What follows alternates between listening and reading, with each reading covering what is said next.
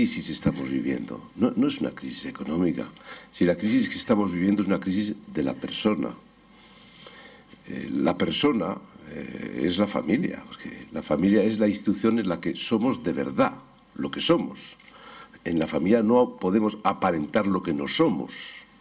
Somos con nuestras virtudes y con nuestros defectos la verdad de lo que somos en la familia. Entonces, hablar de la familia es hablar de la persona, y la crisis que vivimos es una crisis de la persona. La persona es la causa de la crisis. Y la persona, solo la persona será la solución de la crisis que vivimos. Solo un cambio de actitudes personales podrá hacernos hacer frente a la crisis que vivimos. Por eso la persona no puede ser nunca, o la familia, un sujeto pasivo de la crisis.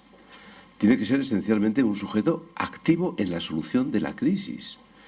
Y es volver a colocar dosis crecientes e ingentes de humanismo en la política y en la economía, y evidentemente eso es lo mismo que decir que hay que colocar a la persona y a la familia en el centro de nuestra solución.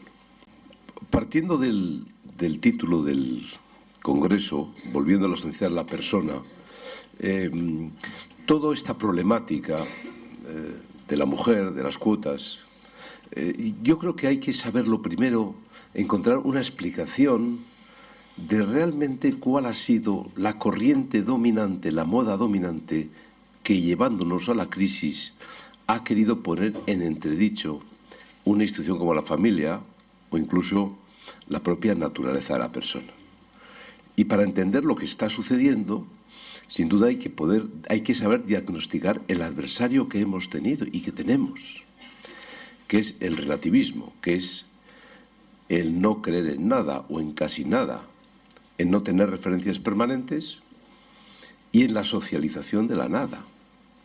Y ese movimiento se ha puesto de manifiesto como moda dominante en Europa, especialmente tras la caída del muro de Berlín, en la que la izquierda europea dejó de tener un referente en su modelo económico y social y fundamentalmente hizo del relativismo su referencia, que es evanescente y que evidentemente también traspasa las siglas, las ideologías, las fronteras, y está en nosotros mismos y en nuestras propias formaciones políticas a las que pertenecemos.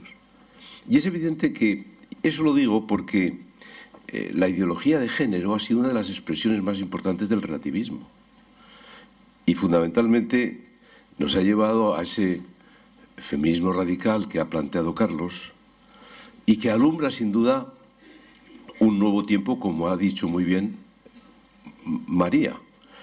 Yo creo que sin haber diagnosticado bien el relativismo vamos a oír en Europa otro fenómeno que va a sustituir el relativismo, que va a ser el extremismo, precisamente por el fracaso del relativismo que nos lleva a la crisis, por haber vivido por encima de nuestras posibilidades, por no haber tenido referencias permanentes y por haber hecho de nuestra comodidad personal nuestro único referente. Hemos dejado de pensar en lo que van a ser las generaciones próximas de europeos y hemos dejado de entender las raíces culturales de Europa para vivir al día. Eso ha sido nuestro tiempo. Haber perdido el norte, haber vivido por encima de nuestras posibilidades, no dar valor a lo que auténticamente tiene valor, como es la familia. Y esencialmente esta crisis, sin solución de continuidad en Europa, nos va a llevar al extremismo. No me lo estoy inventando. Ayer, la lectura de las elecciones francesas, lo que ha sucedido ayer en Holanda, nos confirma que se está produciendo una convulsión, como tenía que ser en Europa, porque al no ser una crisis solo económica y financiera, se va a llevar por delante instituciones tradicionales.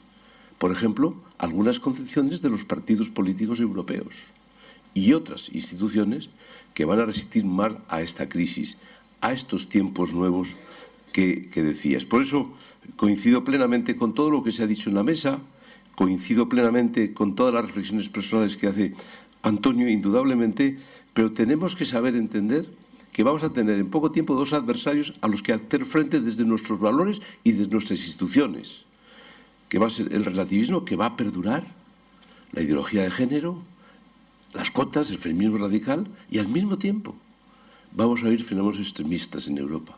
Y nos tenemos que refugiar en los valores de siempre, en la familia, en la persona y esencialmente en nuestra capacidad para entender que es una crisis moral, de conciencias, lo que caracteriza la crisis de hoy, mucho más que las cifras. Vivimos un mundo en el que tenemos mucha más información, sí. Tenemos muchos más datos, sí. Tenemos muchas más cifras, sí. Pero nos faltan ideas. En Europa faltan ideas. Y ese es el gran déficit con el que en estos momentos estamos mal afrontando la crisis en el conjunto de las sociedades europeas. A mí me gusta siempre ser optimista y me gusta siempre encontrar la esperanza, hasta el extremo de que he hecho política en el País Vasco 25 años de mi vida. Eso hace falta tener mucha moral en el sentido estricto de la palabra. Pero yo sí creo siempre que hay que tener esperanza, pero marcándose una serie de condiciones, cada uno de nosotros. Yo tengo esperanza en la medida que cambiemos. Yo tendré esperanza en la medida que haya un cambio de actitudes personales ante esta situación. Y entonces, en la medida, por ejemplo, que en la política sepamos abrazar el valor de la verdad. Lo que yo creo que es una insensatez es entender que, como los políticos en general en Europa no han dicho la verdad de la dimensión profunda de la crisis, pensar que se va a arreglar la crisis por sí misma. La verdad va a llegar a sartenazos. La verdad siempre llega. Y en la economía ya hemos pasado de una economía mentira y nos vamos a aproximar a una economía verdad. Pero todavía yo quiero decir que en la política, en el ámbito político y social, todavía no estamos padeciendo la crisis. Y vamos a vivir un tránsito entre la política mentira y la política verdad. Y eso va a ser la verdad sartenados. ¿Eso es desesperanzador? No, eso es simplemente un diagnóstico. Y tenemos que ser esperanzados en esa difícil transición. Porque vivimos tiempos nuevos, pero todavía no sabemos cuáles son esos tiempos nuevos. Vivimos tiempos de transición y tiempos de incertidumbre. Y por eso yo me sumo también como María. No quiero parecer aquí en la mesa el único desesperanzado, pero diciendo la verdad del diagnóstico de lo que vamos a vivir y que van a ser situaciones difíciles, que las vamos a superar seguro, pero van a ser situaciones difíciles, traumáticas, donde vamos a ver la dimensión de la crisis política y social, porque hoy solamente vemos la dimensión del tránsito en la crisis económica. Y por eso quiero decir que lo que hay que saber recuperar, y sobre todo en la política, es la fortaleza del valor de la verdad. Un político no puede seguir siendo un esclavo de las encuestas de opinión. No puede ser cortoplacista, como decía Carlos. Hay que mirar con el horizonte de los tiempos históricos y nuevos que vamos a vivir.